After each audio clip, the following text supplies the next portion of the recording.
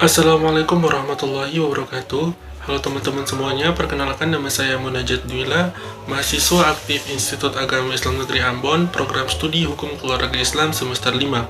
Di sini saya akan memaparkan tugas legal drafting mengenai perbedaan perubahan peraturan perundang-undangan TAP MPR nomor 20 tahun 1966, TAP MPR nomor 3 tahun 2000, Undang-Undang nomor 10 tahun 2004, dan Undang-Undang nomor 12 tahun 2011.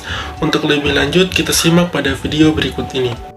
Oke baik, yang pertama saya akan menjelaskan tentang tata urutan antara TAP MPR nomor 20 tahun 1966 dan TAP MPR nomor 3 tahun 2000. Nah, yang pertama mengenai TAP MPR nomor 20 tahun 1966. Itu diawali dengan Undang-Undang Dasar 1945, kemudian yang kedua diikuti oleh TAP MPR, yang ketiga diikuti oleh Undang-Undang termasuk Perpu, yang keempat diikuti oleh Peraturan Pemerintah, yang kelima diikuti oleh Kepres, dan yang keenam diikuti oleh peraturan-peraturan pelaksanaan seperti Peraturan Menteri, Instruksi Menteri, dan lain-lain.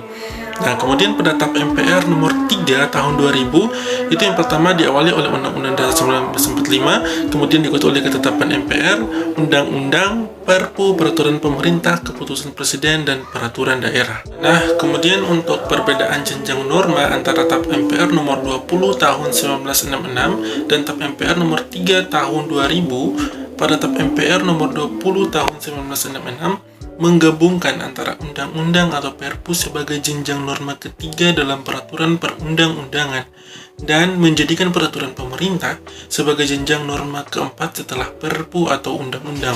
Sedangkan pada TAP MPR nomor 3 tahun 2000 memisahkan antara undang-undang dan Perpu dalam kedudukan jenjang norma peraturan perundang-undangan, sehingga kedudukan undang-undang berada pada jenjang norma ketiga dan diikuti oleh Perpu pada jenjang norma keempat. Akibat pemisahan antara undang-undang dan Perpu pada TAP MPR nomor 3 tahun 2000, maka posisi peraturan pemerintah dan keputusan presiden berada pada posisi kelima dan keenam dalam peraturan perundang-undangan. Dalam TAP MPR nomor 20 tahun 1966 menetapkan peraturan-peraturan pelaksana lainnya seperti peraturan menteri, instruksi menteri, dan lain-lain pada urutan paling terendah. Sedangkan pada TAP MPR nomor 3 tahun 2000 tidak lagi menggunakannya tetapi diganti dengan Perda pada posisi terendah setelah Kepres. Kemudian yang kedua mengenai perbedaan tata urutan antara Undang-Undang nomor 10 tahun 2004 dan Undang-Undang nomor 12 tahun 2011.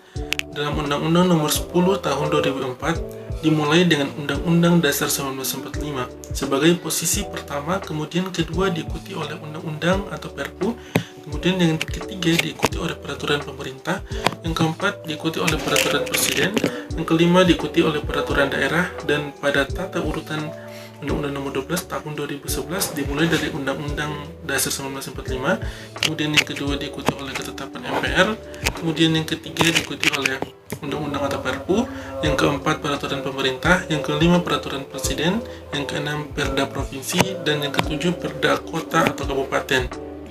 Nah, untuk perbedaan jenjang norma antara kedua undang-undang ini, kedudukan TAP MPR setelah Undang-Undang Dasar 1945 pada Peraturan Perundang-undangan nomor 10 tahun 2004 ditiadakan dan diganti dengan Undang-Undang atau Perpu. Kemudian setelahnya Undang-Undang nomor 12 tahun 2011 meletakkan kembali TAP MPR sebagai hierarki peraturan perundang-undangan sebagai wujud untuk memberikan jaminan kepastian hukum terhadap ketetapan MPRS yang bersifat mengatur atau religi yang masih berlaku. Nah, mungkin demikian hasil pemaparan saya. Kurang dan lebih mohon maaf. Wassalamualaikum warahmatullahi wabarakatuh.